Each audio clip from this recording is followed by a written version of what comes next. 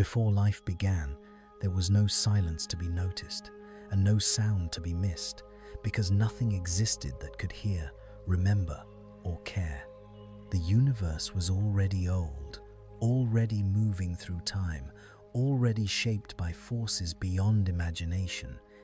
Yet it was entirely empty of experience. No living boundary separated inside from outside. No system gathered energy. No pattern tried to survive. There was only matter drifting, oceans forming, heat rising and falling, and a planet slowly becoming ready without knowing what it was preparing for. Somewhere within that readiness, chemistry began to behave differently. Not suddenly and not dramatically, but patiently. Molecules repeated themselves, not because they were alive, but because the conditions allowed repetition to last a little longer than randomness. Boundaries appeared, thin and fragile, creating the first quiet distinction between what was protected and what was lost. Energy began to flow through these structures, borrowed from the world around them, used not with intention but with consequence. Information emerged, not as knowledge but as memory, carried forward imperfectly, changing just enough to allow selection to begin its slow, invisible work. This was not yet life as we imagine it, but it was no longer non-life either. It was a turning point so subtle that it left no record, only descendants.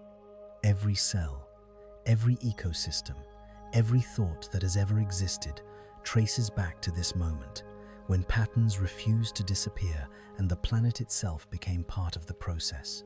Tonight, as your attention softens and your mind begins to slow, we will return to that origin, moving step by step through the silence before life, the cradle that held it, the boundaries that shaped it, and the mystery that still remains. Why life began at all.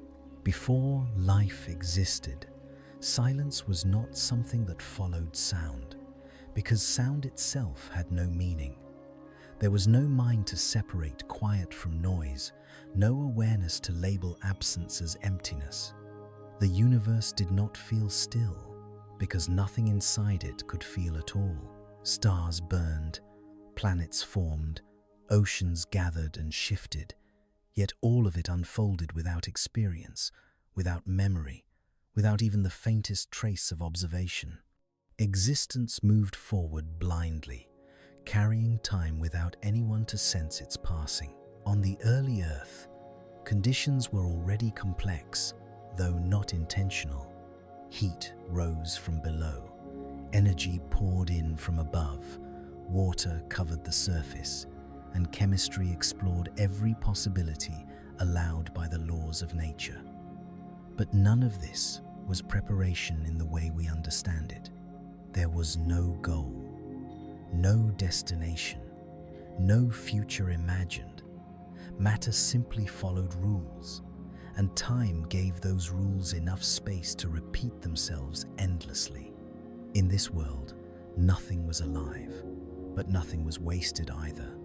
Molecules collided, separated, reformed, and collided again.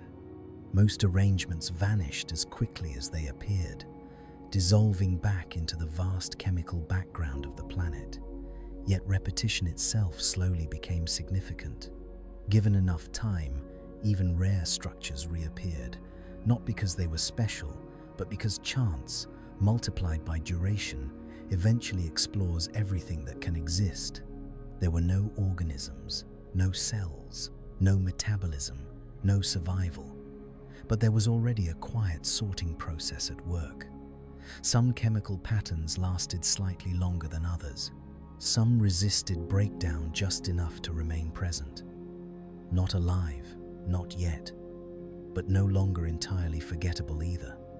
The planet was not nurturing these patterns, nor was it opposing them. It was simply allowing them to persist when the conditions aligned. This silence before life was not empty. It was neutral, a vast chemical calm in which nothing mattered and everything was possible. No fear existed because nothing could be lost. No struggle existed because nothing yet tried to remain. And yet, hidden inside this indifference, the stage was set for the smallest transition imaginable. A shift so quiet it did not disturb the planet, the oceans, or the stars. A shift that did not announce itself as life, but would one day make all questions, all memories, and all awareness possible. As you listen, you may notice your own thoughts slowing, becoming less defined, less urgent. This is not an accident. The mind naturally recognizes stillness that came before complexity. Just as the earth once rested in a state without intention, your awareness can rest here now, suspended in a calm where nothing needs to happen and nothing needs to be understood yet. Life has not begun, and for a moment longer, it does not need to. In that ancient stillness, time did not feel slow or fast because nothing experienced it. Days passed without meaning, years accumulated without memory. Millions of years unfolded like a single, continuous moment, stretched thin across a planet that had no concept of waiting. The Earth did not know it was early in its story. It did not know that anything was missing. It simply existed, cycling energy through rock, water, and atmosphere, repeating processes that had no audience and no consequence beyond themselves. Without life, there was no perspective, no scale, no distinction between significant and insignificant events. A volcanic eruption and a gentle wave carried equal weight, which was none at all. Nothing was dramatic, nothing was subtle. Everything was just happening. This absence of meaning was not a failure of the universe, it was its natural state. Meaning does not arise from matter alone. It requires something that can persist, something that can remember, something that can remain present long enough for comparison to exist. Yet even in this neutrality, patterns quietly formed. Not patterns that wanted to survive, but patterns that happened to endure. Certain chemical arrangements resisted immediate collapse. Certain molecular chains held together slightly longer than others, not because they were designed to, but because the physical conditions of the planet allowed it. Temperature, pressure, mineral surfaces, and water itself acted as silent filters, shaping what could remain and what dissolved back into randomness. There was no competition yet, no struggle, no selection in the biological sense. But there was already a subtle difference between what disappeared instantly and what lingered. Time, indifferent and patient, amplified this difference. Given enough repetition, even a small advantage in stability became meaningful. Structures that lasted longer simply had more opportunity to appear again. And appearance, repeated often enough, is the quiet beginning of persistence. This is difficult for the thinking mind to grasp because we are used to causes with intentions and effects with purposes. But before life, there was no intention to explain anything. The universe did not aim toward complexity. It merely allowed complexity where the rules permitted it. Life did not break those rules. It followed them more deeply than anything else ever had. As this silence continued, the planet became layered with invisible histories, chemical experiments written and erased again and again. Nothing remembered them, but they happened nonetheless. And in this endless forgetting, the conditions slowly shifted towards something new. Not suddenly, not noticeably, just enough that one day, repetition would no longer be neutral. One day, remaining would become different from disappearing, and silence would no longer be complete. You do not need to follow every detail of this process now. The mind does not need to hold on to explanations in order to understand stillness. Just as the early Earth rested without awareness, your thoughts can rest here without effort. There is no urgency, no conclusion yet, only a calm recognition that before anything ever lived, the universe learned how to wait. In this vast, lifeless calm, nothing hurried forward and nothing held itself back. The planet did not anticipate change, and the universe did not promise it. Everything that existed followed the same quiet rhythm, guided only by physical law and endless repetition. Matter transformed into new arrangements and returned again, leaving no trace of preference or intention. There was no success and no failure, because there was no standard by which anything could be measured. Existence was complete, but it was not aware of itself. And yet, beneath this completeness, something subtle was unfolding. Not a plan, not a direction, but a condition, a readiness that emerged not from design, but from accumulation. As energy flowed through water and stone, as molecules collided and reformed across unimaginable spans of time, the boundary between what vanished instantly and what lingered briefly began to matter. Not to the universe, and not to the planet, but to the future that had not yet begun. Silence, in this sense, was not an absence. It was a background so stable that even the smallest deviation could persist long enough to leave a mark. A chemical structure that survived slightly longer than its surroundings did not know it was different, but difference itself was becoming possible. Repetition gained weight, duration gained consequence. What remained, even briefly, quietly reshaped the field of what could happen next. This was not life. There was still no metabolism, no reproduction, no self, no survival.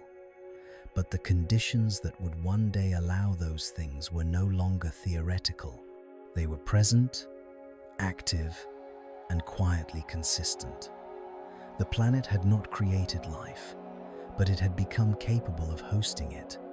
And capability, given enough time, is often enough. The silence before life was therefore not a void, but a threshold, a long, patient pause in which the universe explored everything it could be without awareness. A state where nothing mattered, so that one day something could. Where nothing was protected, so that one day protection could exist. Where nothing remembered, so that memory could eventually arise. As this silence stretched on, the final pieces quietly aligned. Energy sources became reliable, chemical pathways became repeatable, environments stabilized just enough to allow fragile patterns to endure without immediate destruction. No moment announced the end of this phase, no line separated before from after. But the calm neutrality that had defined the planet for so long was beginning to shift.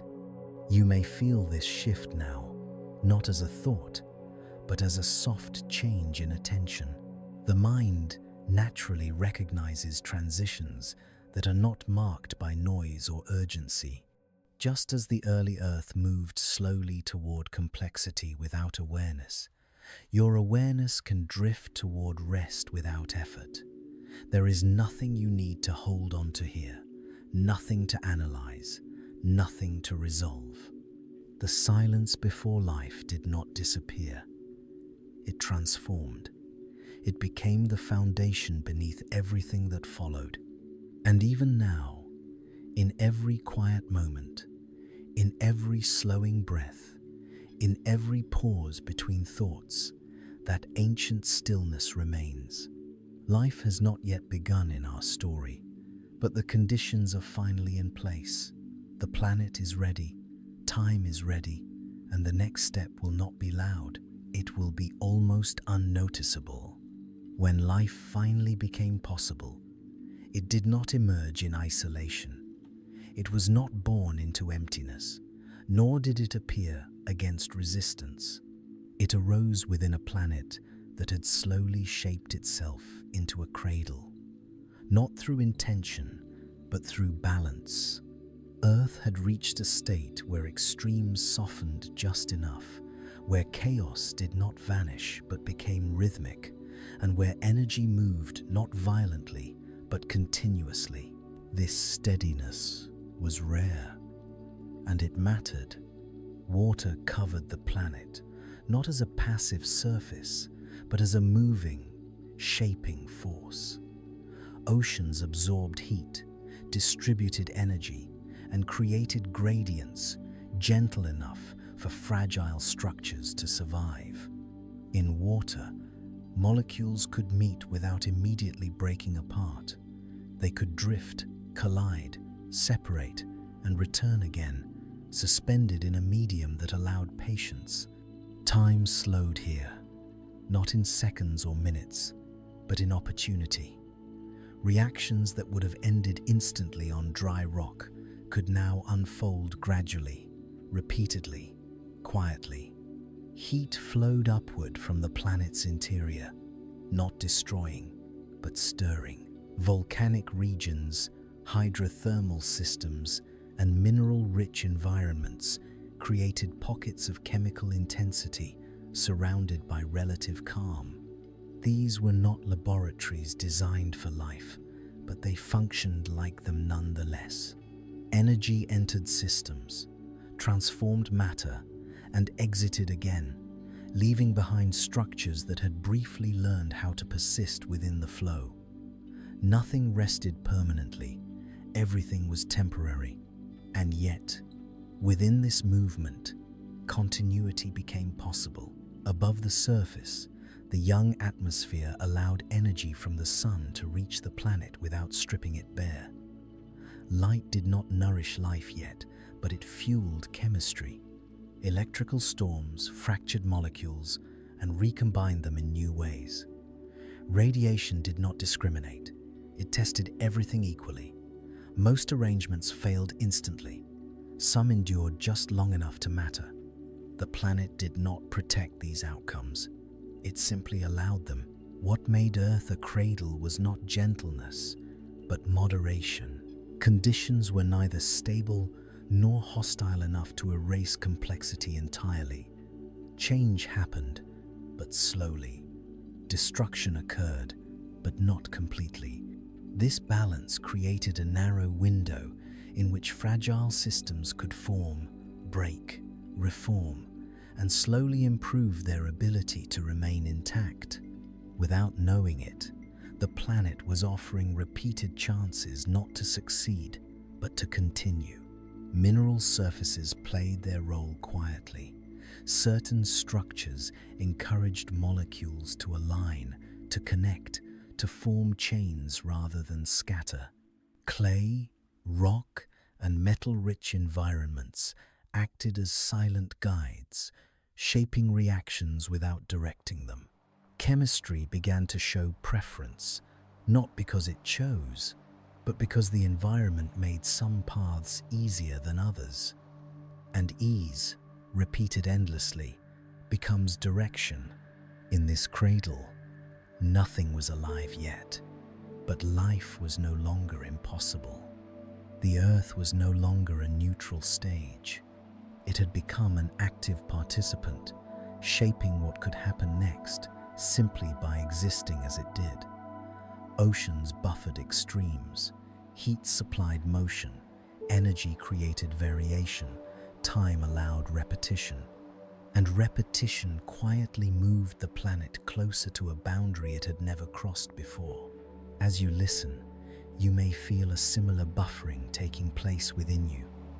Thoughts lose their sharp edges, sensations soften, awareness becomes less focused on outcomes and more open to flow. This is not accidental. The mind, like early chemistry, responds naturally to stable conditions. When nothing demands immediate action, complexity can settle into calm. Earth's first cradle did not rush life into existence. It held space for it. And in that holding, something fragile began to form, something that would soon need boundaries, energy, and memory to continue.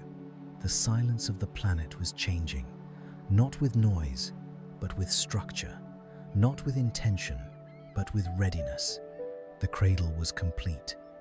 The environment was no longer just allowing repetition.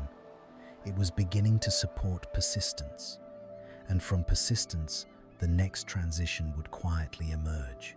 Within this cradle, nothing stood still, yet nothing collapsed into chaos. Water moved endlessly, carrying heat, minerals, and dissolved gases across vast distances, blending what would otherwise remain separate.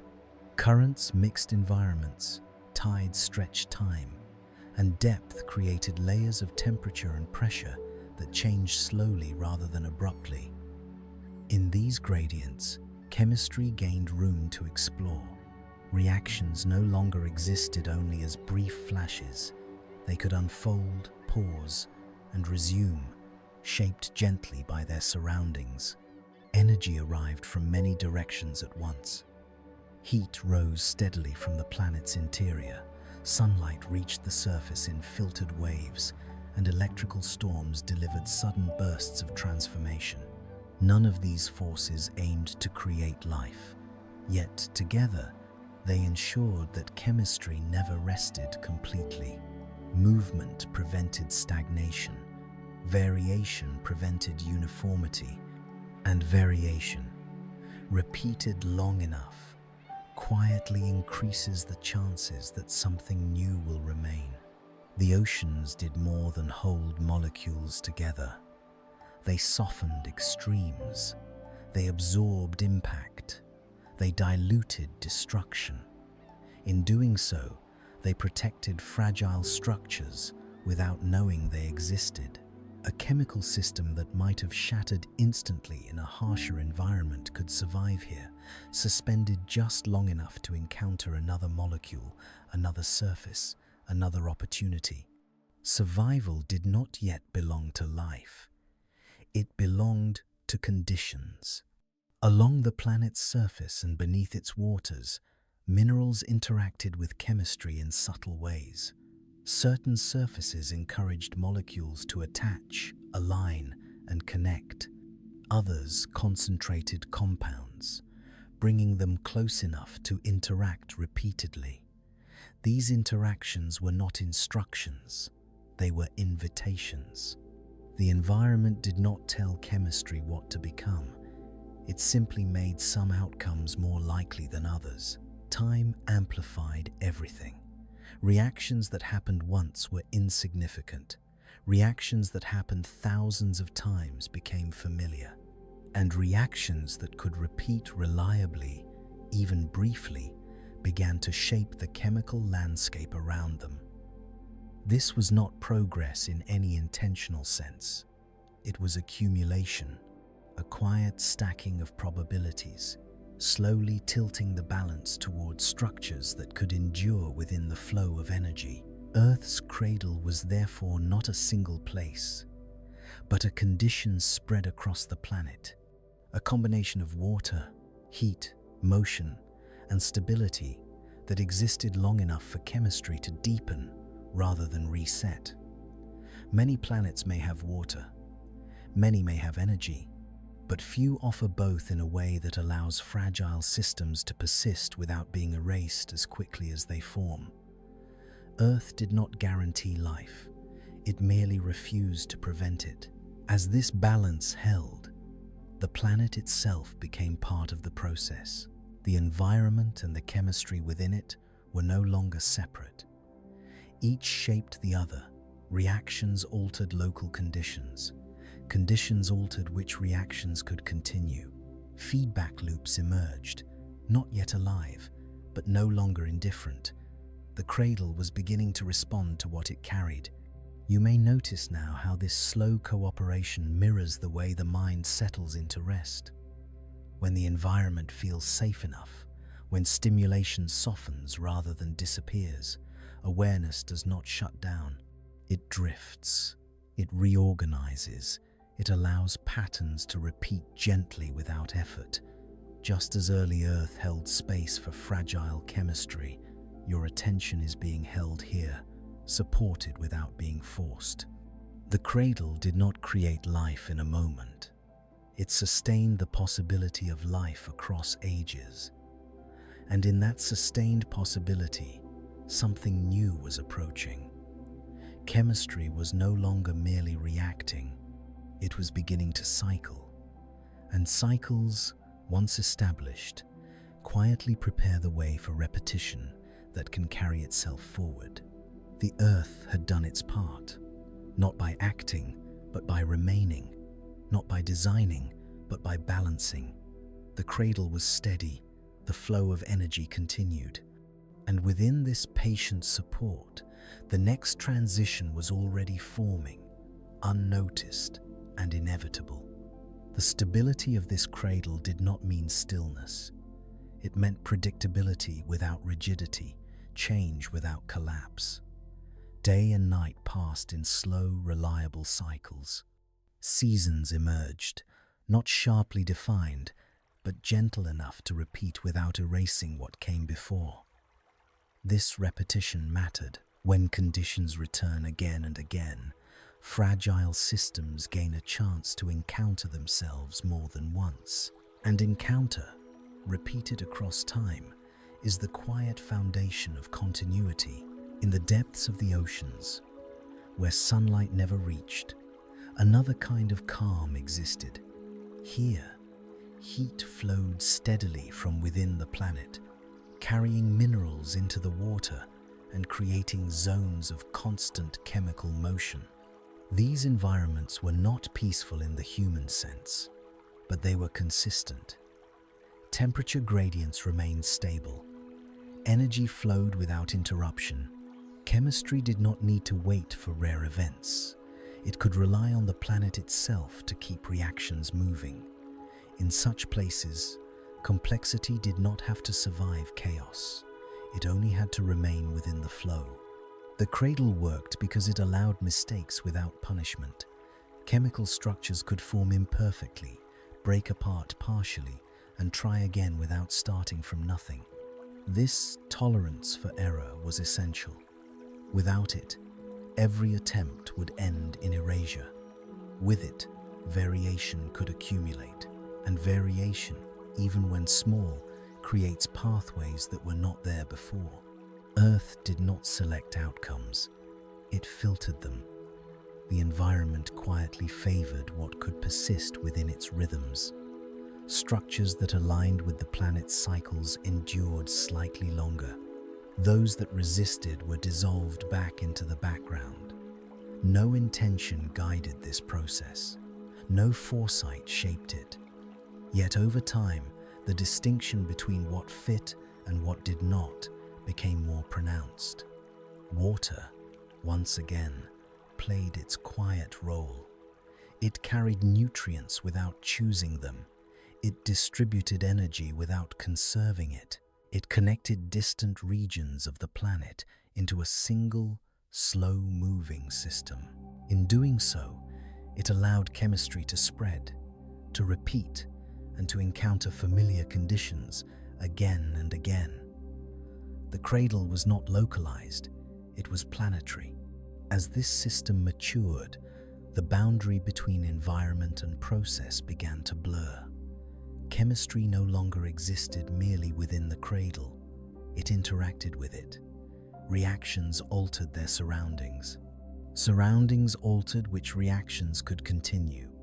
This mutual shaping created the first hints of feedback, long before feedback would be associated with life. The planet was no longer a passive container. It was an active context. There was still no awareness, no survival, no self.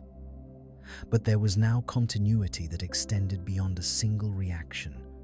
Processes overlapped, outcomes influenced future conditions. And in this overlapping, the planet quietly moved closer to a threshold where chemistry would no longer reset completely after each cycle. You may feel this layering now as your thoughts begin to slow into one another, no longer sharply separated. Attention drifts without disappearing. Sensations soften without fading. This is how stable systems behave when they are allowed to continue without interruption. They do not collapse. They deepen. Earth's first cradle was therefore not about creation, but about allowance. It allowed chemistry to remain present. It allowed complexity to linger. It allowed repetition to become meaningful. And when repetition becomes meaningful, something subtle changes. The system begins to carry itself forward. The cradle had done more than prepare space. It had sustained possibility long enough for possibility to begin shaping itself. The oceans continued their motion. Heat continued its flow. Time continued its patient work. And within this sustained calm, chemistry was approaching a new behavior, not imposed from above, but emerging naturally from within the cradle itself. The earth held steady, and that steadiness was enough. At some point within Earth's steady cradle, chemistry began to behave in a way it never had before. Reactions no longer existed only as isolated events, appearing once and dissolving back into the background. Certain processes began to return, not identically, not perfectly, but recognizably. The same molecular arrangements formed again under similar conditions, as if the planet itself had begun to remember what it had done before, even though nothing yet possessed memory. This repetition did not arise from intention. Molecules did not decide to continue, but some chemical pathways naturally led back to themselves. A reaction produced compounds that made the same reaction more likely to happen again. A cycle formed, fragile and temporary, yet distinct from randomness. For the first time, chemistry was no longer only changing, it was looping. These loops were not alive. They did not seek to survive, but they had a new property: persistence through recurrence. When conditions aligned, they returned. When disrupted, they sometimes reassembled. And each time they did, the surrounding environment was altered just slightly, making future repetitions easier. This subtle reinforcement was enough. What repeated began to matter. Energy flowed through these systems continuously. Heat, chemical gradients, and environmental motion fed reactions without directing them. Energy did not create order deliberately. It allowed order to appear where structure could channel it efficiently. Systems that dissipated energy in stable ways lasted longer than those that did not. Not because stability was chosen, but because instability erased itself too quickly. In this way, chemistry began to resemble something new. Not life, but pre-life. A state where matter moved not just forward, but around. Where processes did not merely happen, but returned. Where the past influenced the future, not through awareness, but through structure. This was the quiet birth of continuity. Some of these repeating systems began to produce variations of themselves. Small differences appeared, caused by fluctuations in temperature, concentration, or environment. Most variations vanished immediately, but some altered the cycle just enough to persist a little longer or repeat a little more reliably. Time amplified these differences. Repetition filtered variation, and variation slowly reshaped repetition. There was still no competition, no survival in the biological sense, but there was now a difference between chemical systems that faded and those that returned. Returning became a kind of advantage, even though nothing benefited consciously from it. The planet did not reward these systems, it merely allowed them to continue. As repetition deepened, the boundary between reaction and process blurred further. Chemistry was no longer a series of independent events, It became a network of interdependent cycles, each influencing the conditions under which the others could exist. Some cycles reinforced one another, others disrupted each other. Over time, more stable networks tended to persist, not because they were better, but because they were harder to erase. This was the moment when chemistry quietly stepped away from neutrality. The system was still governed entirely by physical laws, but outcomes were no longer evenly distributed. Some patterns appeared more often. Some endured longer. The field of possibilities narrowed, guided not by intention, but by repetition itself. You may notice how this idea settles into the mind differently. Repetition feels familiar, comforting. The brain itself responds to cycles by relaxing into them. Just as early chemical systems found stability in return, your awareness finds ease in rhythm. Breathing repeats, thoughts soften, attention drifts along familiar paths without effort. Chemistry that learned to repeat did not yet know how to protect itself. It did not yet know how to copy information reliably, but it had crossed an important threshold. It had learned how not to disappear completely. And once something can avoid disappearing, even briefly, time gains something to work with. The planet continued its steady support. Energy flowed, water moved, minerals guided reactions quietly. And within this persistent motion, repeating chemistry grew more common, more layered, more interconnected. The stage was no longer empty. It was active, it was cycling, and it was preparing, without awareness, for the next transformation. Repetition was no longer accidental.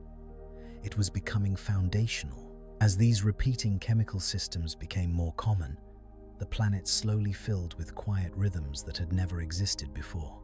Reactions no longer depended entirely on chance encounters. Certain arrangements created conditions for their own return, gently shaping the chemical landscape around them. The environment was still powerful, still dominant, but it was no longer the only influence. Processes themselves began to matter. This was a subtle shift, but a profound one. Before repetition, chemistry explored possibilities and forgot them immediately. Now it could revisit familiar paths. A reaction that occurred once was insignificant. A reaction that occurred again under similar conditions began to leave an imprint, not in memory, but in structure. The surroundings changed slightly each time, making the same outcome just a little more likely to happen again. Over immense spans of time, these small differences accumulated. Some cycles became more efficient at moving energy through themselves. Others resisted disruption just long enough to reassemble after breaking apart. These traits were not advantages in any intentional sense, but they had consequences. Systems that handled energy smoothly persisted within the flow. Systems that did not were erased more quickly. Without awareness, without survival, chemistry began to sort itself. Networks emerged where multiple reactions fed into one another, creating loops within loops. A product of one reaction became the starting point of another, forming chains of dependence that stabilized the whole. These networks were fragile, easily disrupted, but they could also recover. Recovery itself became meaningful. A system that could fall apart and return was fundamentally different from one that vanished completely. Variation continued to appear naturally. No repetition was perfect.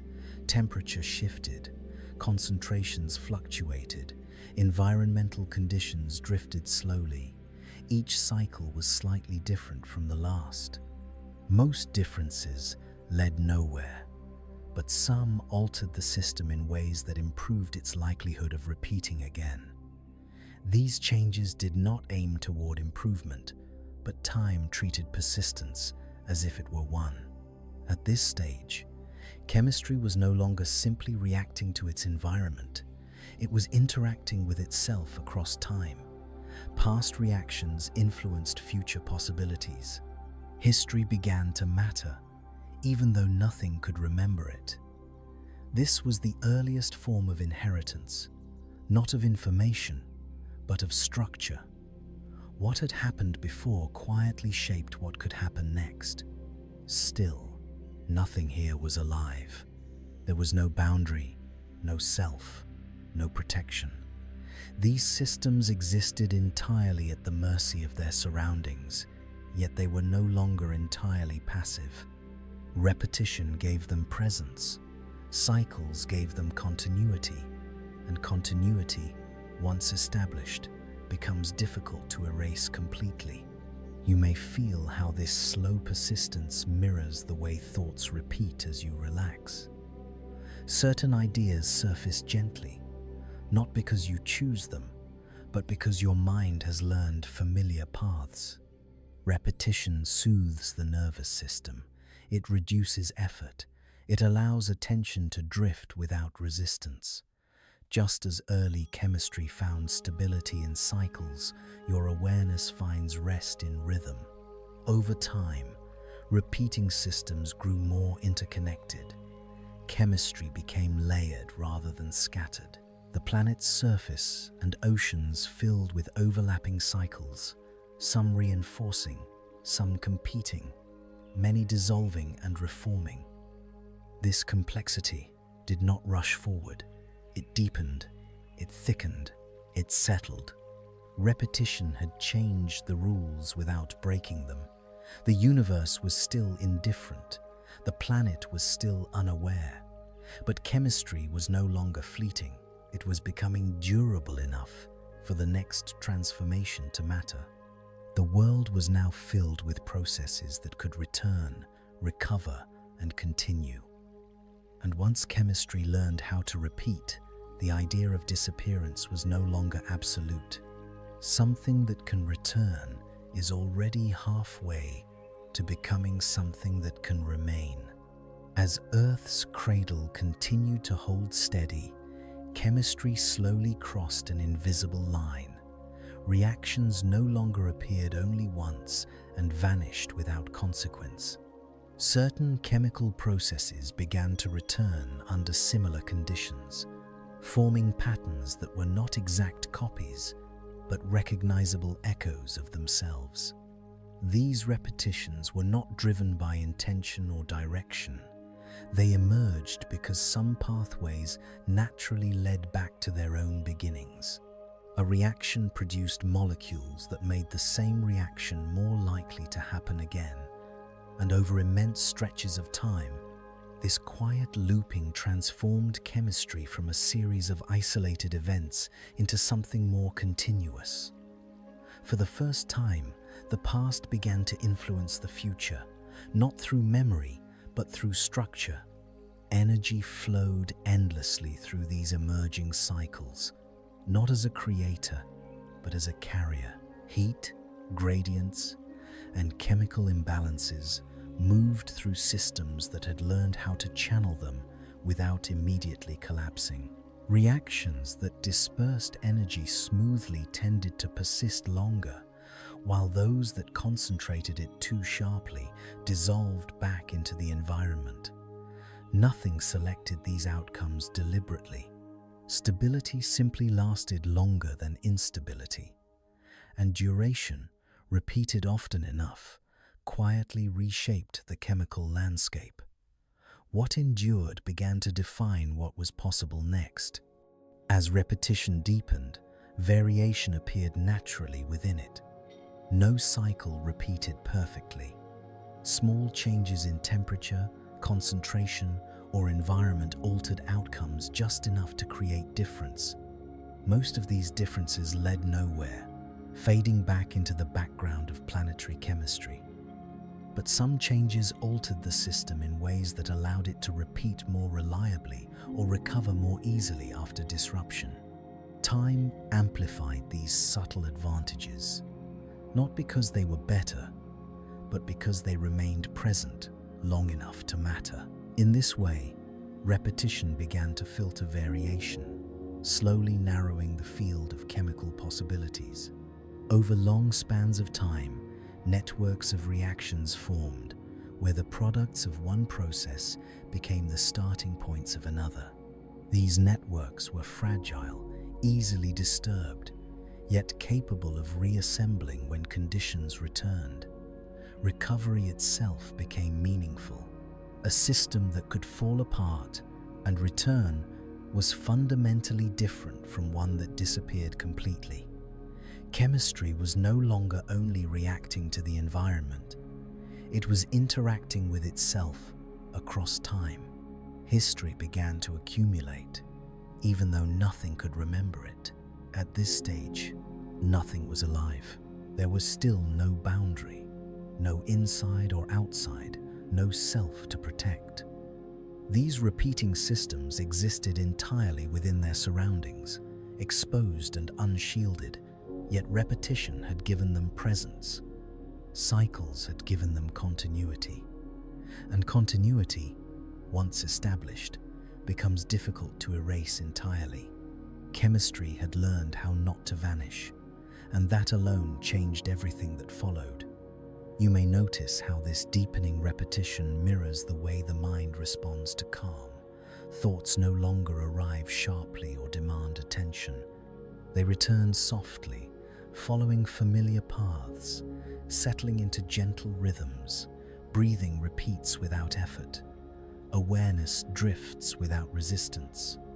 Just as early chemical systems found stability through cycles, the mind finds rest through repetition. Nothing needs to be held. Nothing needs to be resolved. By the time chemistry learned to repeat, the planet was no longer a stage of fleeting reactions. It had become a landscape of processes that could return, recover, and continue. The universe remained indifferent. The Earth remained unaware, yet something irreversible had occurred. Once repetition became reliable, disappearance was no longer absolute. And when disappearance is no longer absolute, time gains the space it needs to build something new. Something that can return is already moving towards something that can remain. As chemical cycles became more stable and repetition more reliable, a new problem quietly emerged. Everything that persisted did so at the mercy of its surroundings. Energy flowed freely, but so did disruption. Useful structures formed, but they dissolved just as easily. For repetition to deepen further, something subtle yet transformative was needed. A separation, not a wall, not a shield in the human sense, but a gentle distinction between what belonged together and what did not. This was the moment when chemistry began to approach the idea of an inside and an outside, long before any system could understand what that meant. Certain molecules naturally gathered at interfaces. Some were drawn to water while avoiding it at the same time, forming thin layers where different environments met. These layers did not intend to protect anything, yet they did. They slowed diffusion. They reduced disruption. They allowed chemical processes inside them to continue just a little longer than those fully exposed to the environment. This small extension of time mattered. It allowed cycles to complete. It allowed repetition to stabilize. And stability quietly favored the existence of boundaries. These early boundaries were fragile, temporary, and imperfect. They broke apart easily and reformed just as easily. But reformation itself was important. A structure that could fall apart and return under similar conditions had crossed another threshold. It was no longer entirely dependent on chance. The environment could disrupt it, but the environment could also help rebuild it. Protection did not require permanence. It only required persistence. Within these primitive enclosures, chemistry began to experience a new kind of continuity. Reactions inside a boundary influenced one another more directly. Products remained close. Energy flowed through contained systems rather than dispersing immediately. The boundary did not control these processes, but it shaped them by limiting what could enter and leave. For the first time, chemistry was not only repeating, it was being maintained. This distinction between inside and outside did not create a self, but it made selfhood possible. The boundary did not know what it enclosed, yet what it enclosed began to behave differently from what remained outside. Conditions inside became more predictable. Processes inside became more coordinated, and coordination, even without awareness, quietly increases the chance that complexity will persist. Nothing at this stage was alive in any familiar sense.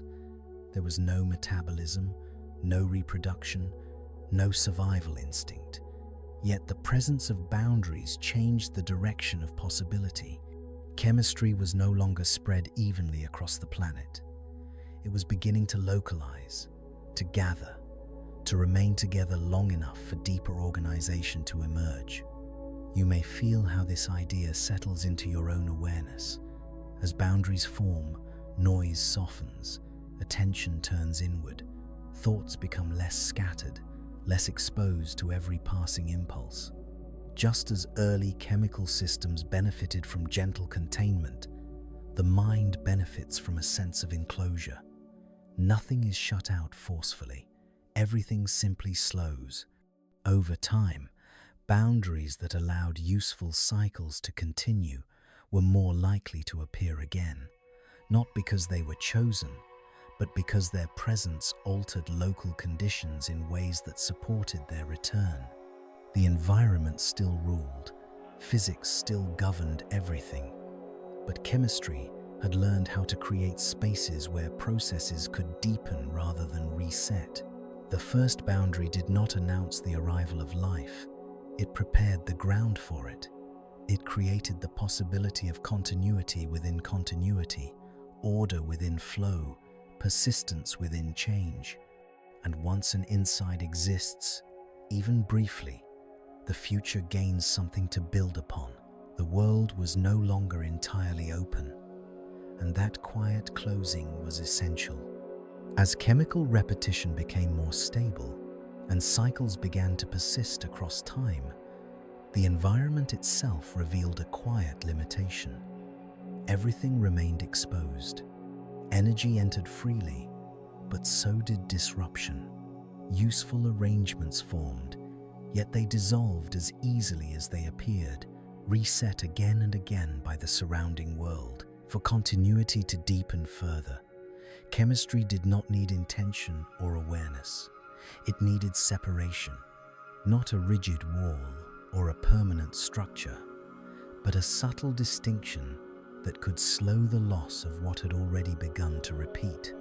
This distinction emerged naturally when certain molecules gathered at the edges between different environments, forming thin, flexible layers that neither fully resisted nor fully surrendered to their surroundings.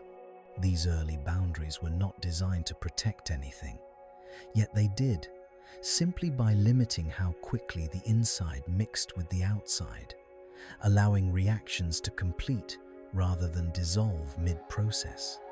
These fragile enclosures formed and broke apart continuously, yet their ability to reform was itself transformative.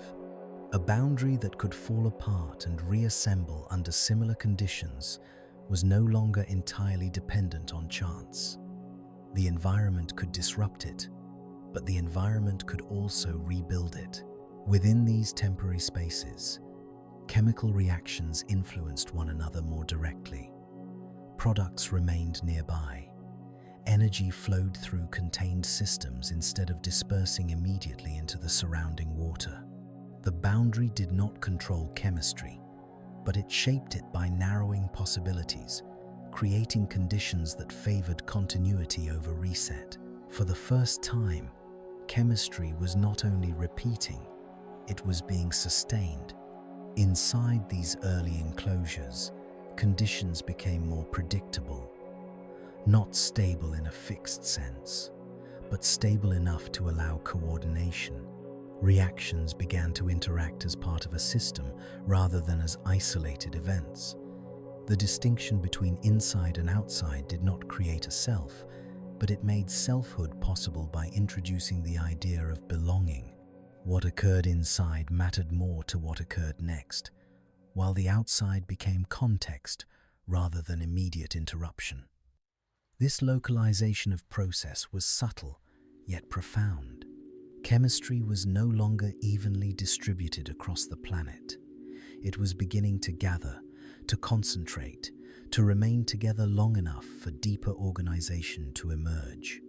Nothing at this stage was alive.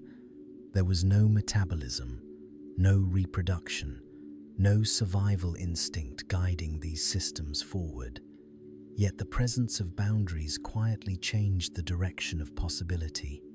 Processes that benefited from enclosure were more likely to appear again, not because they were favored intentionally, but because their presence altered local conditions in ways that supported their return. Physics still governed everything. The planet remained unaware, but chemistry had learned how to create spaces where repetition could deepen rather than dissolve. You may notice how this sense of enclosure resonates within your own awareness. As boundaries form, noise softens. Attention naturally turns inward. Thoughts become less scattered, less exposed to every passing impulse. Just as early chemical systems benefited from gentle containment, the mind finds rest when it is held rather than pushed. Nothing is forced to stop. Everything simply slows. The first boundary did not announce the arrival of life. It prepared the ground for it. It created continuity within continuity, order within flow, persistence within change. And once an inside exists, even briefly, the future gains something to build upon. The world was no longer entirely open, and that quiet narrowing was essential. As repetition became more reliable and chemical cycles began to persist across time, the environment quietly revealed a new constraint. Everything that existed remained fully exposed to the world around it. Energy flowed freely, but so did disruption. Heat entered and left without resistance. Molecules drifted apart as easily as they came together. Useful structures formed, but they dissolved before they could deepen. For continuity to move beyond fragility, chemistry did not need intelligence or intention. It needed a pause, a delay, a soft separation between what was happening together and what was happening everywhere else. This separation did not arrive as a sudden invention.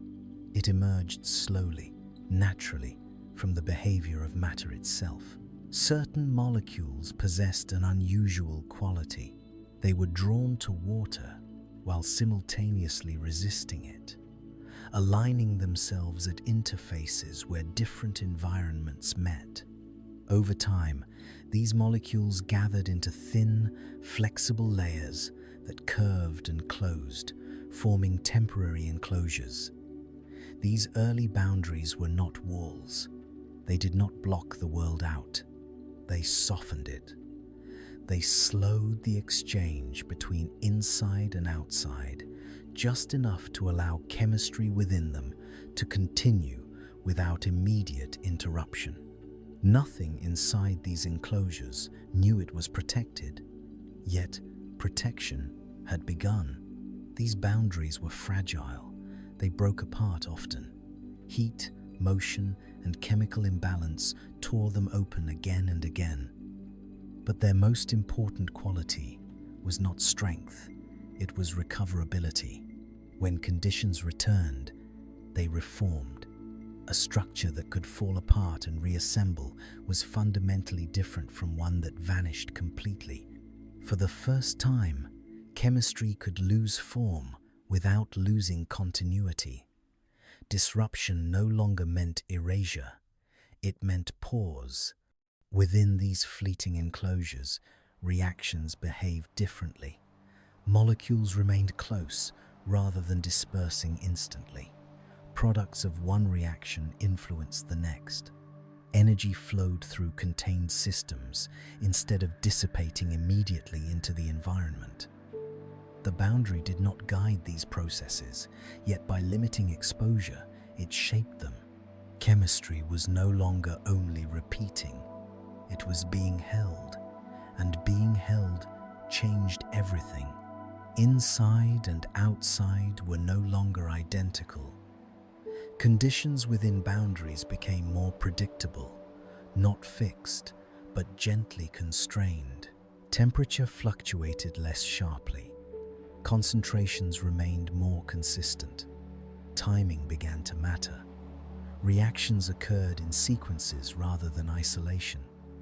This did not create life, but it created context.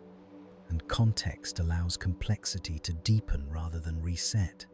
The distinction between inside and outside did not create a self, but it made selfhood possible.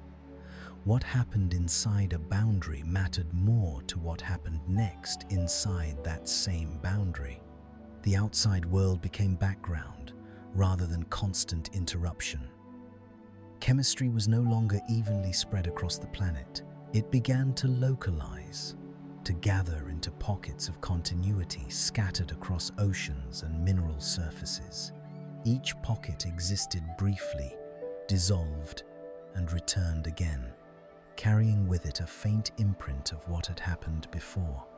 These early boundaries did not reproduce in any biological sense. They did not compete. They did not survive deliberately. Yet boundaries that supported useful chemical cycles altered their surroundings in ways that made their return more likely. The environment still ruled, physics still governed everything, but chemistry had learned how to create spaces where repetition could deepen, where cycles could overlap, where persistence could extend beyond a single moment. Over immense spans of time, boundaries and cycles began to influence one another. Cycles that benefited from enclosure stabilized boundaries from within. Boundaries that lasted longer allowed cycles to grow more complex. This mutual reinforcement did not require design. It emerged naturally from interaction.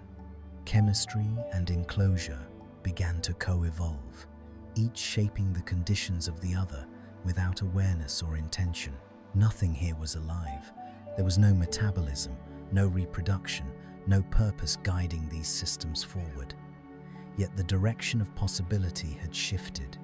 The world was no longer entirely open. Processes could now remain together long enough for deeper organization to arise. The planet had moved from allowing repetition to sustaining it. You may feel how this gradual enclosure mirrors your own experience as you listen. As boundaries form, noise fades. External urgency softens. Attention turns inward without effort. Thoughts become less scattered, less exposed to every passing impulse. Just as early chemical systems found stability within gentle containment, the mind finds rest when it is held rather than pushed. Nothing needs to be forced. Everything naturally slows. The first boundary did not announce the arrival of life. It prepared the ground for it. It introduced the idea that something could exist as a unit, that processes could belong together, that continuity could be localized. Once an inside exists, even briefly, the future gains a place to begin building. The universe remained indifferent. The planet remained unaware. But chemistry had crossed another silent threshold. The world was no longer entirely open, and that quiet narrowing was essential. Once boundaries existed, even briefly, energy was no longer only something that passed through the world and disappeared. It could linger.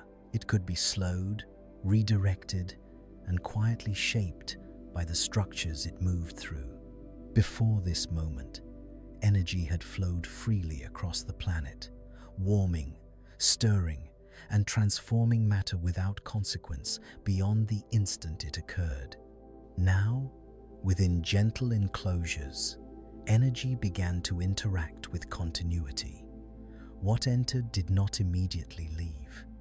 What moved through a system could influence what happened next. This was not control, but it was no longer indifference. Inside these early boundaries, chemical cycles encountered energy in a new way.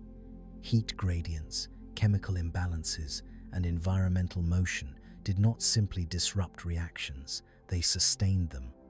Energy entered systems and was released gradually rather than instantly, allowing processes to unfold fully instead of collapsing mid-course. Some cycles became better at using the flow of energy without being destroyed by it. Others dissipated energy too quickly and faded away. No choice guided this sorting.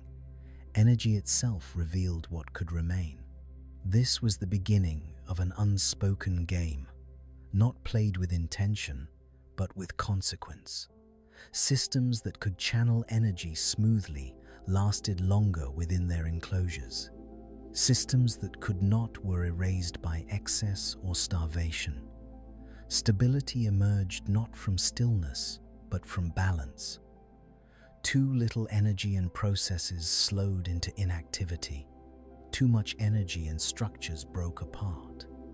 Between these extremes, a narrow zone appeared where chemistry could continue without interruption, and continuity, once sustained, quietly reshapes possibility. Over time, certain chemical processes began to align themselves with the rhythms of available energy. They did not store energy as life would later do, but they passed it along in ways that maintained structure. Energy became something to be managed by consequence rather than consumed by chance. Systems that dispersed energy gently remained intact longer than those that concentrated it sharply. Without awareness, chemistry learned restraint. As energy flowed through these systems again and again, repetition deepened, cycles synchronized, reactions followed sequences. What came before influenced what could come after, not through intention, but through energetic compatibility. Processes that fit the flow of energy reinforced their own continuation. Those that resisted it were undone. The environment still ruled, but within boundaries, chemistry had begun to negotiate with energy rather than simply endure it. This interaction marked a profound transition. Energy was no longer just a force acting on matter from the outside. It became part of the internal logic of systems. The way energy entered, moved through, and exited an enclosure began to shape the structure itself. Boundaries that supported smooth energy flow stabilized cycles within them. Cycles that handled energy efficiently stabilized the boundaries around them. A quiet cooperation emerged, not planned, not designed, but sustained by repetition. Nothing here was alive. There was no hunger, no need, no drive to survive. Yet the relationship between energy and structure had changed. Energy was no longer merely destructive or random. It was becoming formative. It sculpted processes over time, not by creating them, but by allowing some to remain and others to disappear. The planet was no longer just supplying energy. It was testing how energy could be lived with. You may feel how this balance echoes within your own body as you listen. Breathing deepens without effort. Tension releases gradually rather than abruptly. Energy flows through you more evenly, no longer pulling attention outward. Just as early chemical systems learned to exist within the flow of energy rather than against it, your awareness finds rest when it stops resisting movement and simply follows it. As these early systems interacted with energy again and again, continuity thickened, processes overlapped, cycles layered, boundaries endured longer. The planet, filled with countless quiet experiments, each one testing a slightly different way of handling energy without collapsing.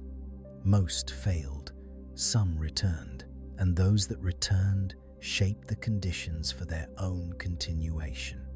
The first energy game was not about winning, it was about lasting. It was about finding a way to remain within motion without being torn apart by it. Once chemistry learned how to exist in balance with energy, the next transformation became possible. Because a system that can manage energy, even imperfectly, has taken another step towards something that can maintain itself. Energy was no longer just passing through the world, it was beginning to be lived with. As these early systems continued to interact with energy, something subtle began to stabilize beneath the surface of constant change.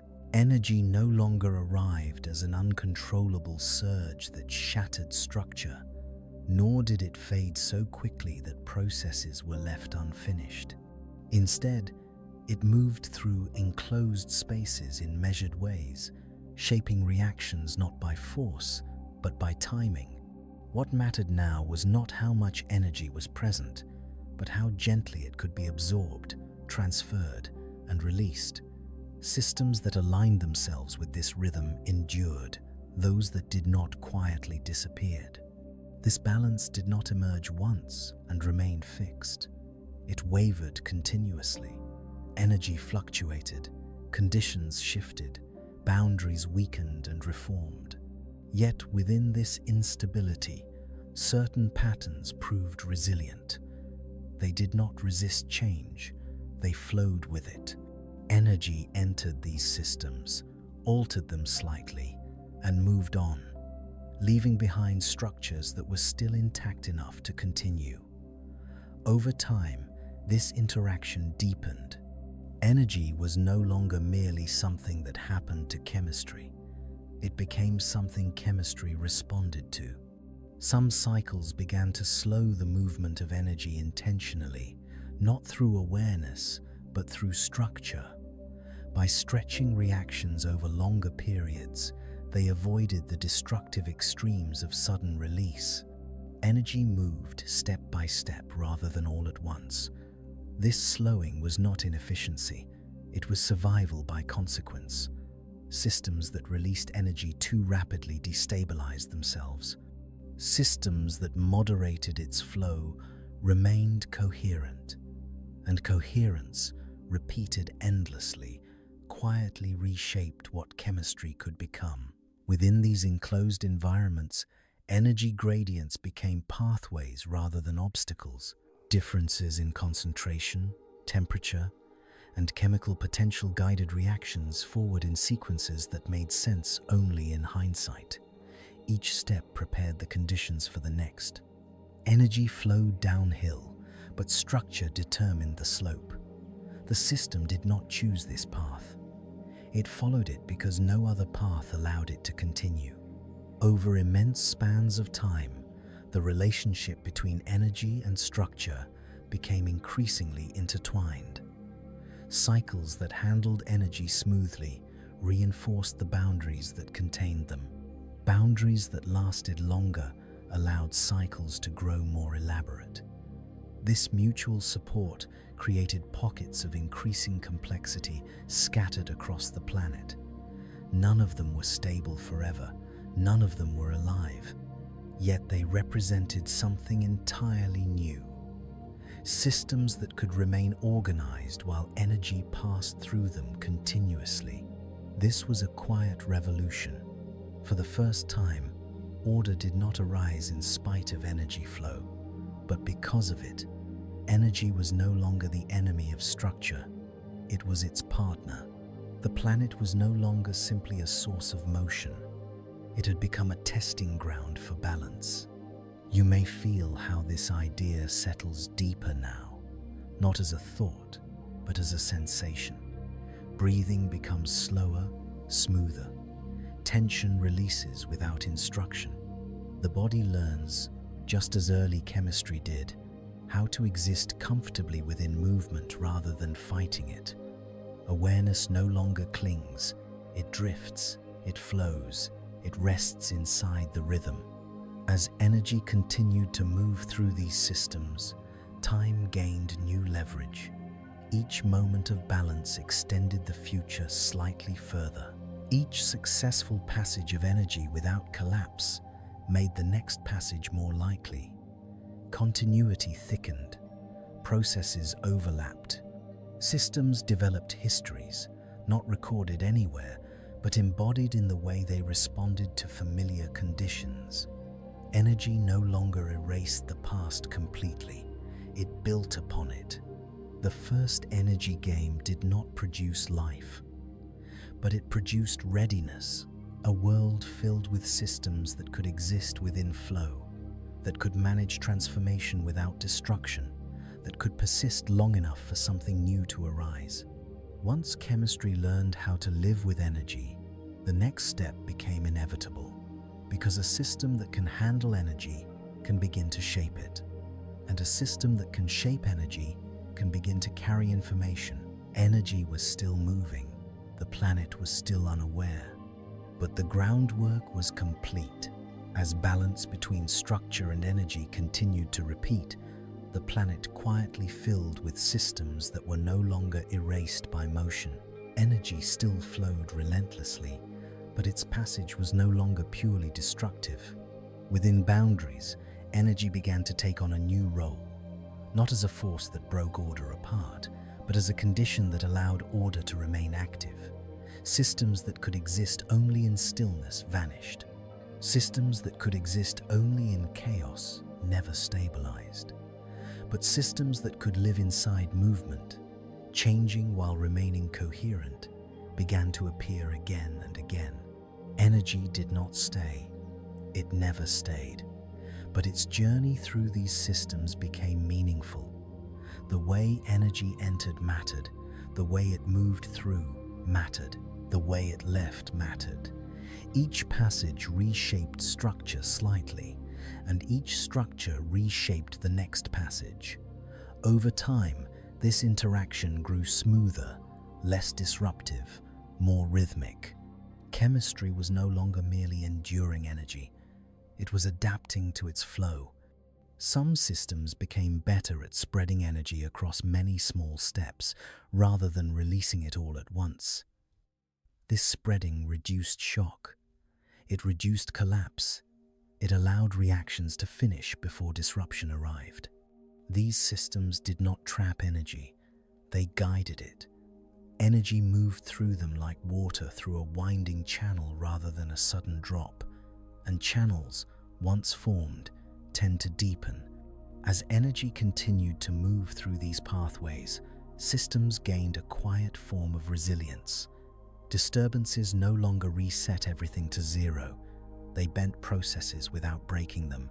After disruption, cycles returned more easily. Structure remembered its shape, not consciously, but through the way it responded to familiar conditions. The past began to echo into the future through energy flow itself. This was not efficiency in a human sense. It was compatibility. Systems that aligned with the natural gradients of their environment persisted longer than those that resisted them. Energy always followed the easiest path. Chemistry that shaped itself around that path endured. Chemistry that ignored it dissolved. The planet did not judge. It simply allowed what fit to remain. Over immense spans of time, the relationship between energy and structure became inseparable. Energy no longer acted on chemistry from the outside alone. It became woven into the internal behavior of systems. Reactions began to depend on energy flow patterns that had occurred before. Familiar gradients produced familiar outcomes. Novel conditions produced variation. And variation, filtered by continuity, slowly reshaped complexity. In this way, the first energy game created a new kind of order, not static order, frozen and unmoving, but dynamic order that existed only because energy kept moving. Structure depended on flow. Flow depended on structure. Neither could exist alone for long. Together, they formed something that could persist within change. Nothing here wanted to survive. Nothing felt need or hunger. Yet survival, in its most primitive sense, had begun, not as desire, but as consequence. Systems that could exist within energy continued. Systems that could not quietly ended. The planet was no longer just providing energy, it was revealing which arrangements could live with it. You may feel this principle settling deeper now. Muscles loosen without instruction. Breathing evens out. The mind stops pushing against sensation and begins to move with it. Just as early chemical systems learned that resistance leads to collapse, awareness finds rest in allowing experience to pass through without effort. As this quiet negotiation between energy and structure continued, the world grew richer in processes that could carry themselves forward. Cycles overlapped, boundaries endured longer, energy paths stabilized. The future no longer reset completely with each disturbance. Something was being carried across time, not as memory, but as pattern. The first energy game did not create life, but it created systems that could remain active without being destroyed by activity itself. And once a system can remain active within flow, the next step is no longer far away, because activity that persists can begin to shape itself, and shape, repeated often enough, becomes information. Energy was still moving, structures were still fragile, but continuity had learned how to breathe. Once energy could move through systems without destroying them, and once structures could remain intact while change continued, something entirely new became possible. The past no longer vanished completely. Each cycle, each sequence of reactions, each pattern of interaction left behind a subtle influence on what could happen next. This influence was not memory as we understand it, and it was not knowledge stored anywhere.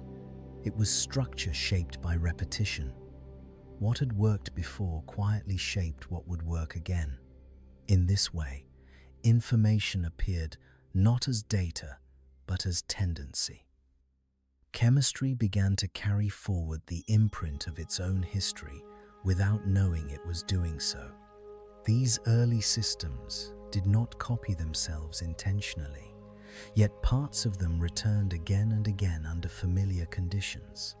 Certain molecular arrangements produced outcomes that made similar arrangements more likely to form in the future. Imperfect repetition became essential. If copying had been flawless, nothing new could emerge. If copying had been impossible, nothing could persist. Between these extremes, chemistry found a narrow path where patterns repeated with variation. Small differences accumulated slowly, not guided by purpose, but filtered by continuity. What lasted shaped the conditions for what followed. Information, at this stage, was not separate from matter. It did not exist independently. It was embodied in structure, in sequence, in timing. A system remembered the past only in the sense that it responded differently because of it. When familiar conditions returned, familiar outcomes followed more easily. When conditions changed slightly, outcomes shifted slightly as well. This responsiveness was the earliest form of learning, long before any system could recognize itself as something that learns. As these informational patterns deepened, systems began to show a quiet form of inheritance. Not genes, not codes, but continuity of organization. When a boundary reformed, it often enclosed chemistry that behaved similarly to what had been enclosed before. When cycles restarted, they followed paths shaped by earlier repetitions. The environment still dominated everything, Yet history had begun to matter. The future was no longer completely open. It was gently constrained by what had already occurred. Nothing here was alive. There was no intention to preserve information, no awareness of loss or gain. Yet information persisted because it was inseparable from function. Structures that carried useful patterns were more likely to remain intact. Structures that did not dissolve more easily. Over time, this quiet filtering transformed variation into direction. Not direction toward a goal, but direction away from disappearance. You may notice how this mirrors your own experience as you drift deeper into rest. Thoughts do not appear randomly. They follow familiar shapes. Sensations settle into patterns. Awareness responds to what it has already experienced. Even when you are not trying to remember anything, the mind, like early chemistry, carries information not as facts, but as tendencies. It relaxes into what it knows how to do. As informational patterns accumulated, systems gained a new kind of stability. They could recover not just structurally, but functionally. After disruption, familiar behaviors returned. Cycles resumed their sequence. Boundaries reformed with similar contents. This ability to resume was not life, but it was close. The system no longer began from nothing each time. It began from itself. Information did not arrive suddenly. It thickened gradually, layer by layer, repetition by repetition. Each cycle added weight to the past. Each successful continuation narrowed the future slightly, making some outcomes more likely than others. Over immense spans of time, this narrowing transformed chemistry from exploration into inheritance. Patterns were no longer fleeting. They were being carried. The first information did not think. It did not decide. It did not know, but it endured. And once something can endure by carrying its own past forward, the boundary between chemistry and life becomes thin. The planet was now filled with systems that could hold structure, manage energy, and preserve patterns across time. The silence of the early world had changed again, not with sound, but with continuity. Information had entered the story, quietly and without announcement, and from this point on, disappearance was no longer the default. As informational patterns continued to accumulate, the world began to change in a way that was not visible, not dramatic, and not immediate, yet irreversible. Chemistry was no longer only shaped by present conditions. It was being quietly guided by what had already occurred. Each repetition left behind a faint preference, a subtle bias toward familiar arrangements. When conditions returned, chemistry responded more easily, not because it recognized them, but because structure had been shaped by earlier success. The past was no longer gone. It lingered as probability. This was not memory in the human sense. Nothing recalled, nothing reflected. But systems began to behave as if they had expectations, simply because repetition had narrowed their range of responses. When a cycle reformed, it tended to follow paths that had worked before. When a boundary reassembled, it enclosed chemistry that had already proven compatible. Information existed as momentum, carrying patterns forward without awareness, without storage, without symbols. Imperfect copying became the quiet engine of change. No system repeated itself exactly. Small fluctuations altered outcomes slightly each time. Most variations weakened structure and vanished. Some altered timing, sequence, or interaction just enough to persist more effectively. Time did not reward novelty. It rewarded continuation. Patterns that could absorb variation without losing coherence endured. Patterns that could not dissolve back into the background. In this way, information slowly gained depth. As these informational tendencies layered upon one another, systems began to show a new kind of coherence. Not only could they persist, they could resume. After disruption, familiar sequences returned.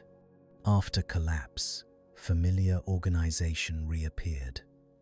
The system did not start over. It restarted from itself. This restart from self marked a profound transition. The future was no longer independent of the past. It was constrained by it. Information was still inseparable from matter. There was no separation between message and medium. Structure was the message. Sequence was the meaning. Timing was the signal. When energy flowed through a system, it activated patterns shaped by earlier flows. Familiar energy paths produced familiar outcomes. Change no longer erased history completely, it reshaped it. Nothing here understood survival. Nothing wanted to continue, yet continuation had begun to resemble inheritance. Not genetic inheritance, not coded transmission, but organizational inheritance. Systems passed forward not material copies, but tendencies, ways of responding, ways of unfolding. This inheritance was fragile, easily disrupted, yet persistent enough to matter across time. You may feel how this idea resonates with the way awareness behaves as you drift deeper into rest. Thoughts soften, but they do not scatter randomly. They follow familiar contours. Sensations return to known rhythms. Even without effort, the mind carries traces of what has already passed. Just as early chemistry carried its past forward as structure, awareness carries experience forward as feeling. As informational continuity thickened, chemistry crossed another quiet threshold. The planet was no longer hosting only reactions and cycles. It was hosting lineages, not organisms, not cells, but sequences of organization that could be traced through time by consequence alone. Each repetition linked to the last, forming chains that stretched across generations of chemistry without any entity to claim them. The environment still mattered, energy still flowed, boundaries still broke and reformed. But now, when they reformed, they often did so in familiar ways. History had weight, the future had shape. Possibility was no longer infinite. It was gently sculpted by what had already endured. The first information did not announce itself. It did not arrive as a discovery. It emerged as persistence given direction. And once direction exists, even without awareness, the path toward life becomes narrower and more inevitable.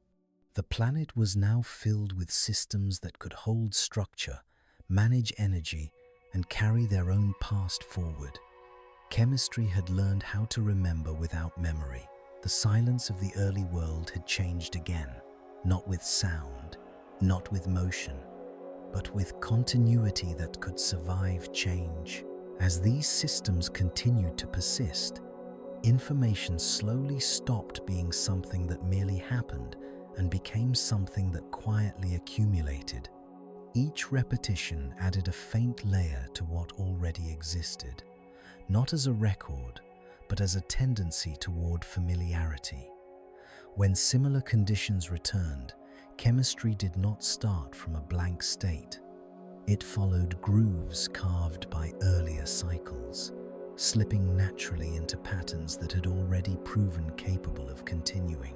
This was not prediction, but momentum. The past leaned gently into the future, shaping it without awareness or intent.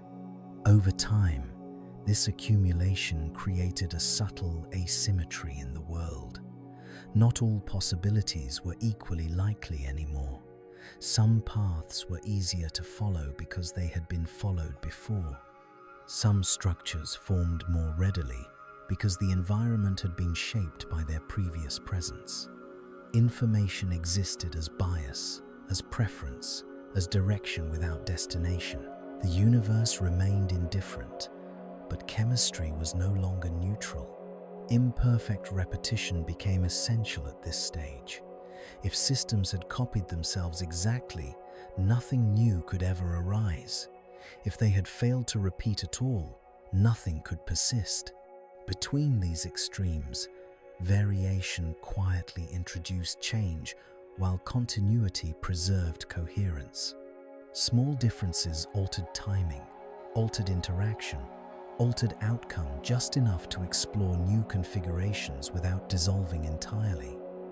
Time filtered these differences relentlessly, not by judging them, but by allowing only those compatible with persistence to remain.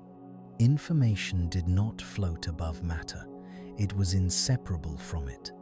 A system carried information only by being shaped by it. Sequence mattered, timing mattered, order mattered. When energy entered a system, it activated responses shaped by earlier flows. Familiar energy produced familiar behavior. Novel energy produced variation. In this way, information guided reaction without ever existing as a separate thing. As these informational tendencies thickened, systems began to display something remarkable: continuity of behavior. Not just continuity of structure, but continuity of response. When disrupted, systems did not merely reassemble randomly, they reassembled in ways that echoed their previous organization. The future increasingly resembled the past, not because it had to, but because repetition had narrowed the space of what could easily occur. Nothing here was alive. There was no intention to preserve information, no awareness of loss, no sense of advantage. Yet information endured because it was functional. Structures that embodied useful patterns lasted longer. Structures that did not dissolve more easily. Over immense spans of time, this quiet filtering transformed randomness into lineage. Not biological lineage, but organizational lineage. Chains of continuity stretched across generations of chemistry, unclaimed and unseen. You may feel how this deepening continuity mirrors your own experience. As awareness drifts further inward, thoughts soften, but they do not vanish. They follow familiar contours, returning gently rather than colliding sharply. Sensations repeat without effort. The mind does not need to remember actively. It carries its past forward simply by being shaped by it. Just as early chemistry remembered without memory, awareness rests without effort. As information continued to accumulate, the planet filled with systems that could begin again without beginning from nothing. Disruption no longer meant erasure. Collapse no longer meant disappearance. After disturbance, familiar patterns returned. This ability to return marked a quiet turning point. Chemistry was no longer only reacting to the present, it was responding to its own history. Information had become durable enough to matter across time. The future was no longer entirely open, it was gently guided by what had already endured. The world now contained systems that could hold structure, manage energy, and carry their past forward without knowing they were doing so. The silence of the early planet had changed once again, not with sound, not with awareness, but with persistence that remembered itself. As patterns continued to persist, repeat, and carry information forward, boundaries and chemistry began to merge into something more unified. No single moment marked this transition. There was no first cell, no clear beginning. Instead, the world filled with systems that behaved less like scattered processes and more like coherent wholes. Boundaries no longer enclosed chemistry by chance alone. They began to stabilize around reactions that supported their own continuation. What happened inside increasingly determined what the boundary became, and what the boundary became increasingly shaped what could happen inside. Pattern and enclosure started to belong to one another. These early protocell-like systems were not alive, but they were no longer merely chemical accidents. Inside them, repeating cycles, energy flow, and informational structure interacted continuously. When conditions were favorable, boundaries reformed around familiar chemistry. When disrupted, fragments often reassembled into similar organizations. This was not reproduction, but it was resemblance across time. The system did not copy itself deliberately, yet it returned in recognizable form again and again. History had become embodied. Within these protocells, chemistry experienced a new kind of intimacy. Reactions were no longer spread thinly across the environment. They occurred together, influencing one another directly. Energy flowed through enclosed pathways. Information shaped sequence and timing. The system behaved less like a collection of parts and more like a single process unfolding in time. Nothing here knew it was unified, yet unity had begun. Variation still existed. Boundaries differed slightly. Internal chemistry shifted subtly. Some protocells held together longer than others. Some allowed useful cycles to continue. Others collapsed quickly. No struggle guided these differences. No competition existed in the way life would later experience it, but time continued its quiet filtering. Systems that could maintain internal coherence within changing conditions appeared more often. Systems that could not quietly vanished. At this stage, something profoundly new emerged: dependence on internal organization.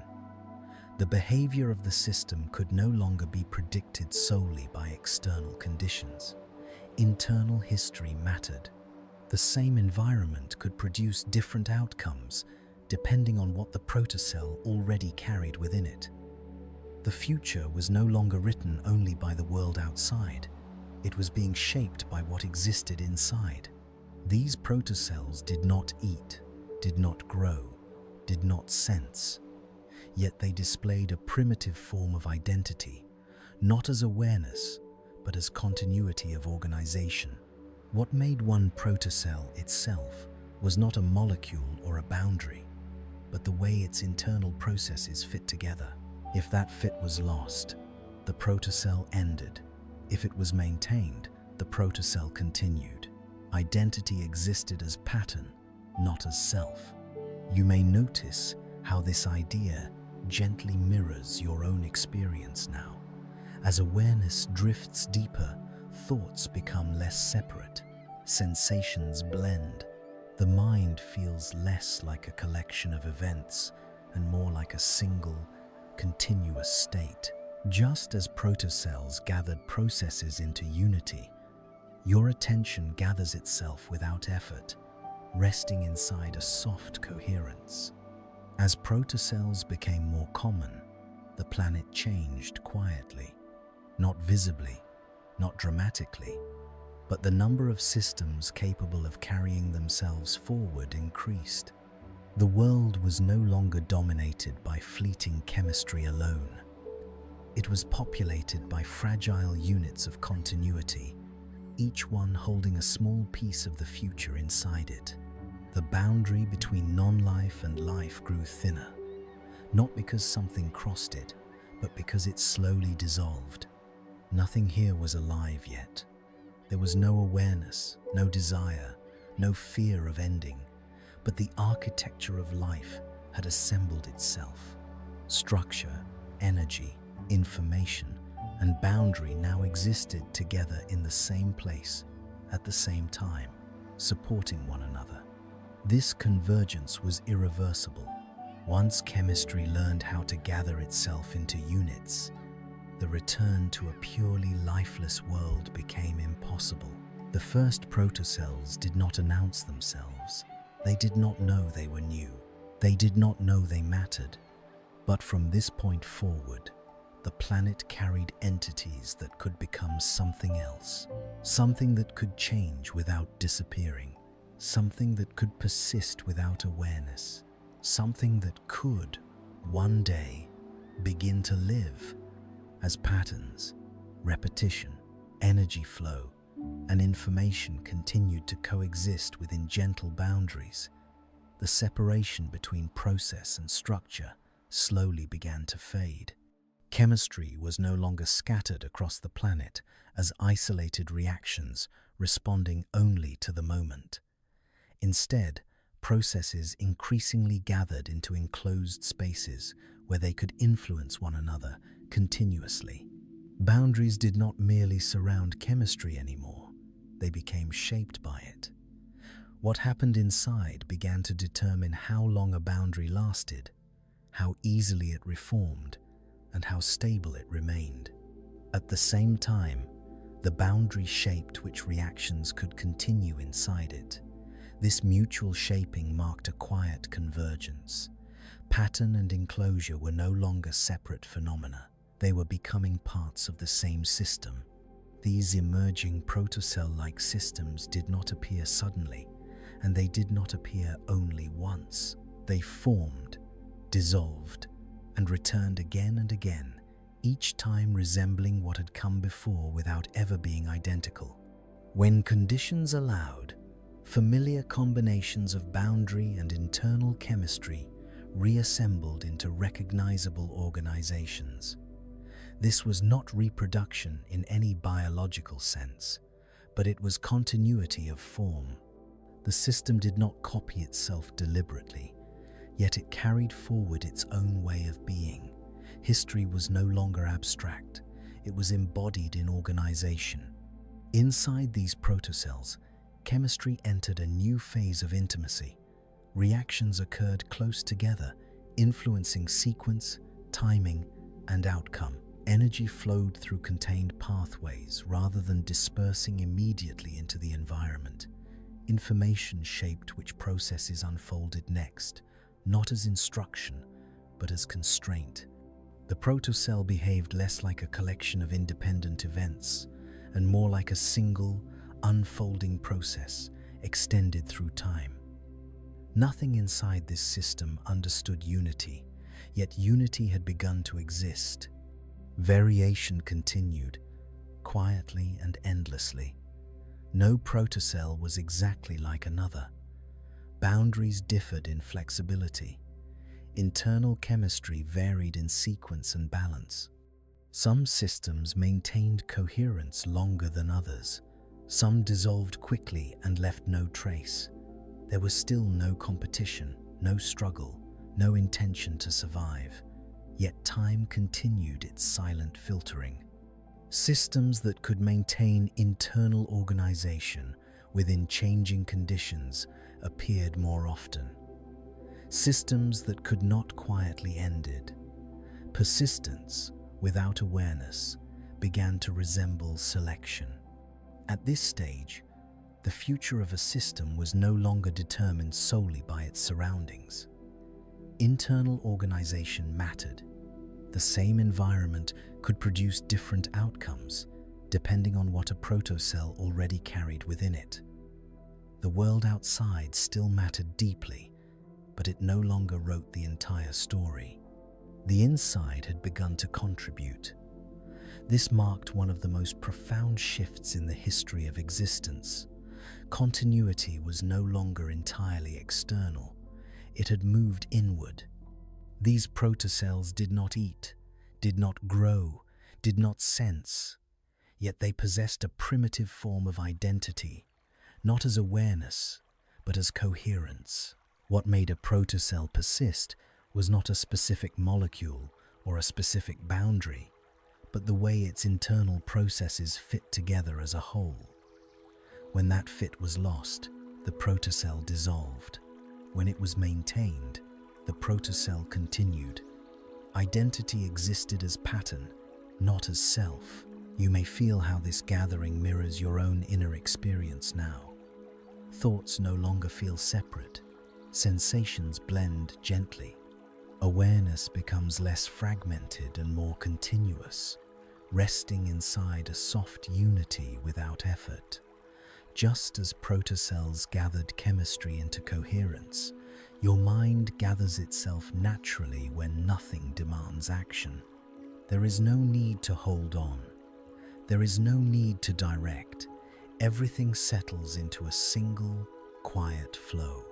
As protocells became more common, the planet itself changed, not visibly and not suddenly, but fundamentally. The world was no longer dominated by fleeting chemistry alone. It now carried fragile units of continuity, each one holding structure, energy, and information together in the same place at the same time. The boundary between non-life and life did not shatter. It thinned. It softened. It slowly dissolved as more systems crossed into this new mode of existence. Nothing here was alive yet. There was still no awareness, no desire, no fear of ending. But the architecture of life had assembled itself. Once chemistry learned how to gather itself into units that could carry their own continuity forward, the return to a purely lifeless world was no longer possible. The planet had crossed another silent threshold. The first protocells did not announce themselves. They did not know they were new. They did not know they mattered. But from this point forward, the future had a place to begin. As these protocell-like systems continued to appear and dissolve across the planet, something subtle but decisive began to stabilize beneath the surface of constant change. The world was no longer filled only with chemistry that happened and vanished, but with organizations that could return in recognizable form. Each time a protocell reassembled, it did not begin from nothing. It began from a familiar arrangement of boundary, energy flow, and internal process. This familiarity was not awareness, but it functioned like memory. The system behaved as if it had a past, because its structure had been shaped by one. Over time, internal chemistry became increasingly interdependent. Reactions inside a protocell no longer occurred as independent events. One process prepared the conditions for the next. Timing became important. Sequence mattered. Energy was passed along pathways that had already proven compatible with continuity. The protocell was not directing these processes, yet the processes together gave the protocell a form of internal order that could persist across disturbance. Collapse did not always mean disappearance. Often, it meant temporary loss followed by return. Boundaries played a quieter but more decisive role now. They no longer formed randomly around any chemistry. Boundaries that enclosed incompatible processes dissolved quickly. Boundaries that enclosed chemistry capable of coordinated continuation lasted longer and reformed more easily. In this way, enclosure itself became selective, not by choice, but by consequence. The boundary and the chemistry within it began to function as a single unit. Neither could persist for long without the other. This unity marked a profound change. The protocell was no longer just a place where chemistry happened. It was becoming a system that maintained itself as long as its internal relationships remained intact. The environment still influenced everything, but it no longer dictated every outcome. Internal organization had gained weight. The same external conditions could now produce different results depending on what the protocell already contained. Continuity had moved inward. Nothing within these systems knew it was separate from the world. There was no sensing, no intention, no awareness of being an individual, yet individuality had begun to exist as organization. Each protocell was defined not by its material components, which changed constantly, but by the pattern of interactions that held those components together. Identity existed as process, not as substance. You may feel how this idea resonates deeply as your awareness continues to soften. Thoughts no longer feel like separate events competing for attention. They blend into one another, forming a continuous field rather than a sequence of interruptions. Just as protocells gathered scattered chemistry into coherence, your mind gathers itself into a single, quiet state when nothing demands action. There is no effort here, only settling. As protocells became more common, the planet entered a new phase of existence. The surface of the Earth was no longer dominated by fleeting reactions alone.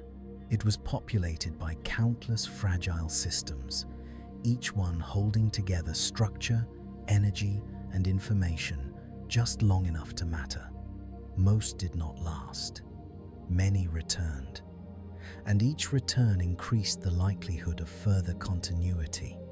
The line between non-life and life was no longer sharp. It had become a gradient, a slow transition without a clear boundary. The world did not suddenly become alive. It became capable of life. And capability, given time, tends to express itself. The protocell did not need to know what it was becoming. It only needed to continue. And in continuing, without awareness and without intention, it quietly prepared the way for everything that would follow. Why life began is a question that only minds can ask, yet life itself emerged long before any mind existed to wonder about it. The universe did not pause to consider possibilities, did not weigh outcomes, did not move toward meaning. It simply unfolded according to what was allowed. Matter interacted, energy flowed, patterns repeated, boundaries formed, information accumulated.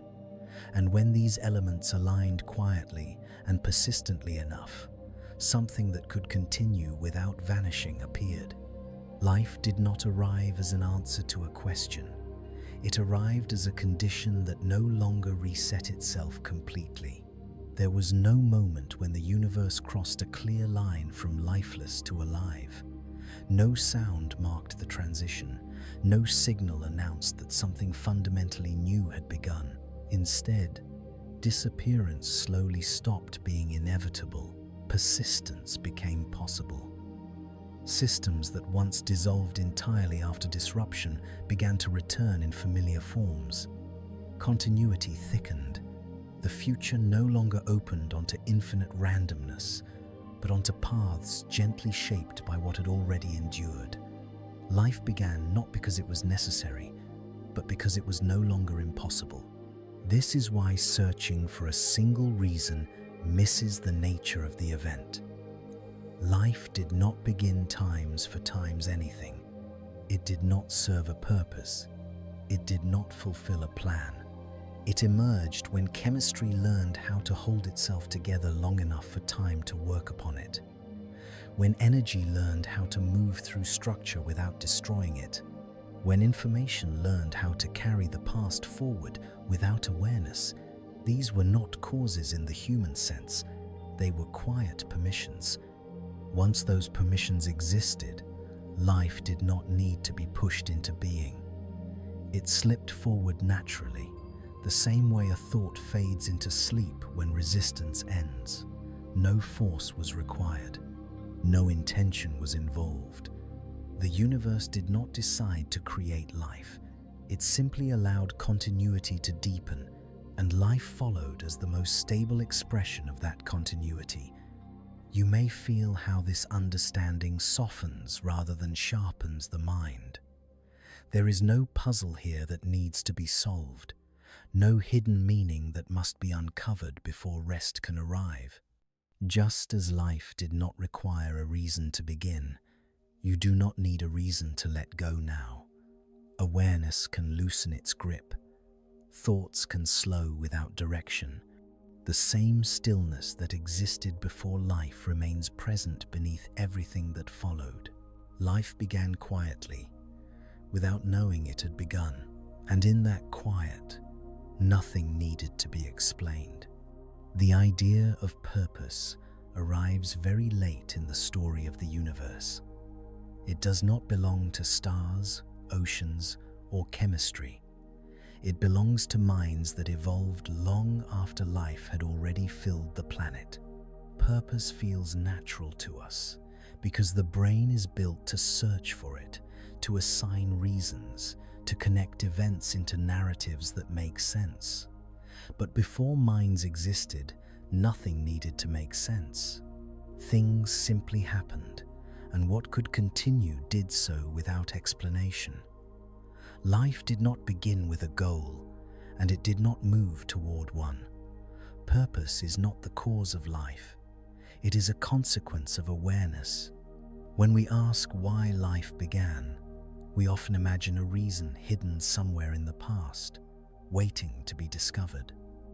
But the universe does not store reasons, it stores patterns. What happened was not guided by intention, but by allowance. Chemistry explored what it could become. Energy moved wherever it could flow. Structures that dissolved left no trace. Structures that endured shaped what came next. Over time, this quiet filtering created continuity where none had existed before. Life did not need a reason to appear. It only needed the absence of a reason to disappear. Purpose emerges only when a system becomes capable of imagining alternatives. Early life did not imagine. It did not choose. It did not wonder whether it should continue. It continued because the conditions allowed it to do so. Much later, when nervous systems developed and awareness began to reflect on itself, the question of meaning appeared. Minds looked back at existence and asked why, not realizing that the question itself was part of the answer. Purpose is how continuity feels from the inside. This realization can feel unsettling to the waking mind, but deeply calming to the resting one. If life did not begin for a reason, then nothing is required of it. Existence does not carry an assignment. There is no unfinished task written into the fabric of reality. Just as life began without obligation, you can rest without needing to justify it. The universe does not demand explanation before allowing stillness. As thoughts slow, the mind naturally loosens its grip on narratives. Questions soften, meanings blur. What remains is presence without direction. This is not emptiness. It is the same open state that existed before life, before awareness, before purpose was invented. And it is still here, beneath every thought, every memory, every sense of identity. You are not moving away from meaning. You are returning to the space where meaning is no longer necessary. Life did not begin because it had something to achieve. It began because continuation became easier than disappearance. And when continuation is effortless, rest becomes possible. When the search for purpose finally fades, what remains is not emptiness, but ease. The universe does not ask itself what it should become next. It does not hurry toward conclusions or worry about unfinished stories. It simply continues, moment by moment, allowing patterns to form, dissolve, and form again. Life emerged from this same gentleness, not as a mission, not as a message, but as a natural continuation of what was already unfolding. And just as life did not need to understand itself in order to exist, you do not need to understand anything now in order to rest. All the long steps that led from silence to life were guided by the same quiet principle. What can continue, will. Nothing was forced forward. Nothing was held back. The universe did not strive. It allowed. And in allowing, complexity deepened without tension. This is why returning to the beginning of life feels calming rather than distant. It reminds the mind of a state where effort was unnecessary, where nothing needed to be held together by thought. As awareness settles, distinctions soften. The line between past and future grows thin. Thoughts appear and fade without asking to be followed. Sensations rise and fall without needing interpretation. This is not losing consciousness. It is resting beneath it. The same stillness that existed before the first life still exists beneath every living moment, quietly supporting everything without asking to be noticed. Life did not arrive to interrupt silence. It arrived as a gentle variation within it. And silence did not disappear when life began. It remained, holding everything that followed. You can feel that holding now, in the way the body rests more heavily, in the way breathing slows on its own, in the way attention no longer reaches outward. Nothing is being taken away, nothing is being added. Everything is simply settling. There is no final answer waiting at the end of this story, because the story never needed one.